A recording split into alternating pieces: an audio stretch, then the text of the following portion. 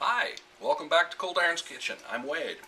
Tonight we're going to do another Indian dish. Well, let me explain a little bit about that. If you were to call, let's say you're talking to tech support in New Delhi, and ask where's the best curry, they're going to look at you and say, huh? Or talk to you and say, huh? Because curry did not originate in India. Curry originated in the British colonies. Back in the history between the, I've got to turn that down a little, for the spice traders, and they started combining spices, and that's where we got so many different varieties of curry. Now, you'll find more curry restaurants in London than anywhere else. Okay, but first off, what we're going to do is we're going to make a grand masala, which is a mixture of spices. So let's take a look out here. We got some brown mustard seed, which is going to go into a nice hot skillet there. We've got some cinnamon, a cinnamon stick going in the skillet, about 20 cloves. We've got here some black peppercorn.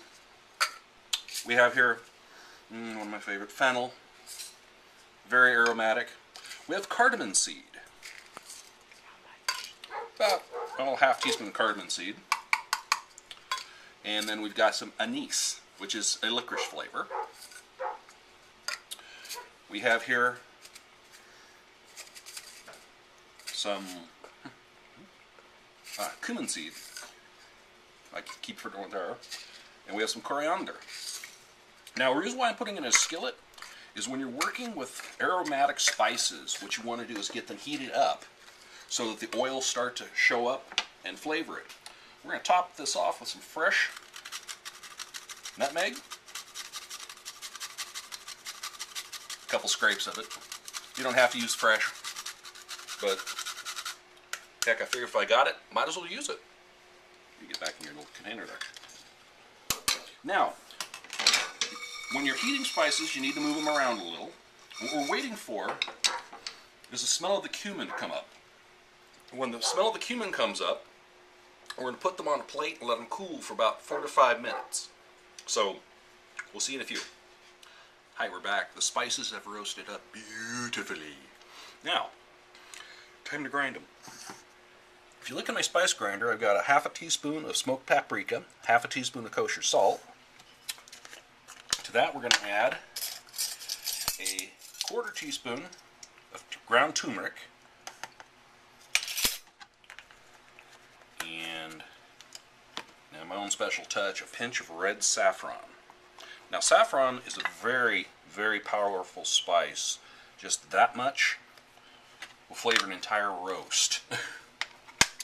Then we're going to take our roasted spices, which we've allowed to cool, since all the essential oils have jumped up. We're going to put them in our fancy spice grinder, otherwise known as a coffee mill. And for grinding spices, I highly recommend it. So I'm going to grind these down to a fine powder, and we're going to get going on the rest of the dish here pretty quick. Talk to you. Hi, we're back. We've got our spices all ground up here, and boy, I wish you could smell them.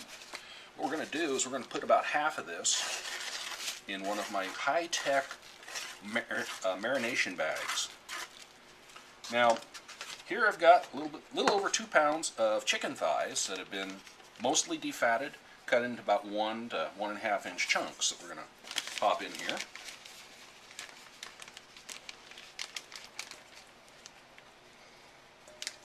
Just like that. Shut the bag. And toss to coat. You want to make sure you get a good coating on it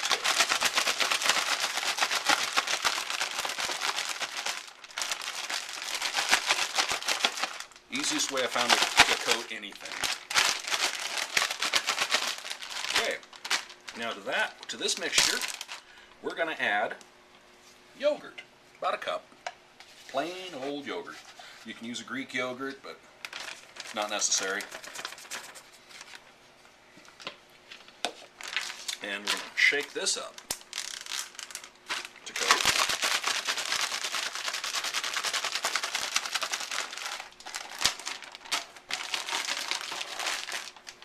Get some air out of here so I can squish it around.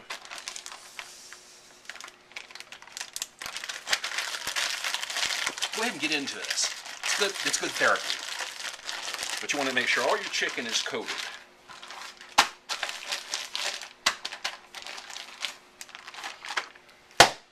Now this is going to need to marinate for about 30 minutes. And at that time we'll come back and start putting together our sauce. See you in a bit. Hi, we're back. Now I've been standing here cooking these onions here. It's about one large onion in olive oil for about 7 minutes. You want to get them up to where they're starting to turn brown a little bit. Now we're going to add some ingredients. I have a couple pieces of poblano pepper here. That's going to add some peppery goodness. And a couple pieces of habanero. That's going to add some little heat. We're also going to put in some chopped ginger and chopped garlic, about a tablespoon and a half of ginger and about 6 small cloves of garlic. And this got all cooked together until the onions turn almost completely brown. Now you want to do this on a medium to medium-low heat. But this is going to take a few minutes. And when we're ready to put the rest of the sauce together, we'll be back to you. Hi, we're back. Now you can see that the onions have got almost all the way brown through. They're getting kind of clear. The habanero is starting to break down. They're getting a little heat out of that. Now, when you put the peppers in this, make it your own. You don't have to put hot pepper in it, or you can put Thai dragons in there. It doesn't matter. Now to this, we're going to add a can of tomatoes. We want all this to cook together. Now this is going to have to cook for about 15 minutes. This is one of my longer dishes, but this is one that's kind of worth it, really. So, we'll be back to you about 15. Have fun. Hi, the basic part of the tiki masala sauce is ready, except I'm going to add a couple more teaspoons of this here savory seasoning, the marsala. Stir that in. And we're going to set this aside for a few minutes, because now we got to cook the chickens a little bit. Now the cooking of the chickens is, in grand tradition, the chicken is cooked in a tandorri, which I don't have. A tandorri is you could say a open-ended brick oven that produces temperatures upwards of 800 degrees. The chicken is placed on spits and stuck down in the tandorri, and to do the Venturi effect of it, coming up like this, the chicken cooks pretty evenly. We're going to do something a little different. I'm going to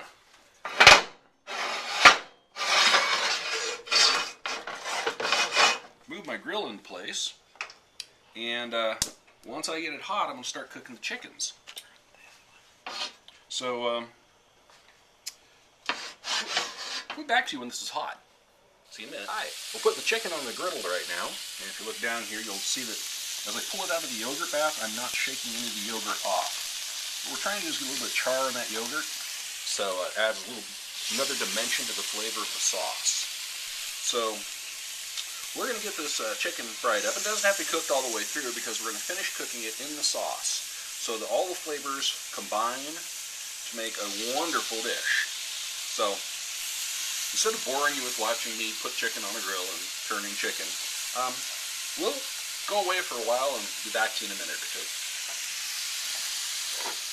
Hi, we're back. Well, we got the second batch of these things cooking off, and they're putting them in our sauce over here.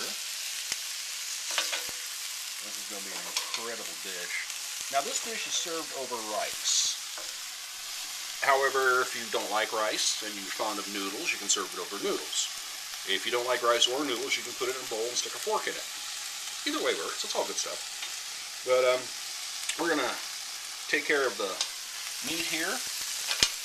And while we're going to cook this down some more, we're going to put in a can of coconut milk, which is actually a misnomer. It's actually the blended flesh of the coconut, reduced.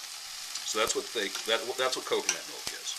But we're going to put some of that in there, and then simmer it down. While we're doing that, I'm going to make up a nice cool salad to go with it. I'm not going to show that one because I've already shown the salad before if you've seen my video on beef vindaloo. It's a real classic salad. It's a real classy salad. It's a delicious salad, and it cools off when you get a little spice going here. See if it. We're back. You know, if you look in the pan here, you see that it's cooking down nicely. Now we're going to add a little bit of citrus to this. in the form of lime juice, because citrus always helps a dish. Well, unless it's not a dish that is helped by citrus, so it's not an absolute. Now to this, we're going to add a can of coconut milk, right there. And that finalizes the dish. Now we're going to stir this, and it's going to cook down. I want it to reduce by half, make a nice thick sauce. That's going to take about 20 minutes open cooking. Now, start to finish, this meal takes about an hour to do, really. But as I say with all of my recipes, the time is worth it. You know what you're eating, you know what's going in your body, and quite frankly, the ability to cook my own food and make sure I know what ingredients are in, I'm not full of preservatives, although at my age I probably should be, but it's helped me lose weight, which is important. So, we'll be back later when it comes time for plating up. Hi, we're back. Okay, everything is done now. I'm going to grab me a spoon here to dish out some of this rice. Now the rice is cooked with a little bit of oil in it, a little bit of saffron. You see the little red sparks there, and we're going to pop that down on a plate there. Now, if you look right here on the cutting board, you'll see the peppers that I put in there. That's because they've done their job. They're going to get an honorable burial. And then we're going to scoop up some of this here masala. Place that right on top of that. You notice all the juices have cooked down? Yeah, that's big enough right there. Okay, and I promised you a cool salad to go with it. That's a combination of cucumbers, craisins, a little bit of garlic, and yogurt. Because you got the hot, you got the cold. And we're going to actually test this here real quick. Let me take a little bite here. Oh my.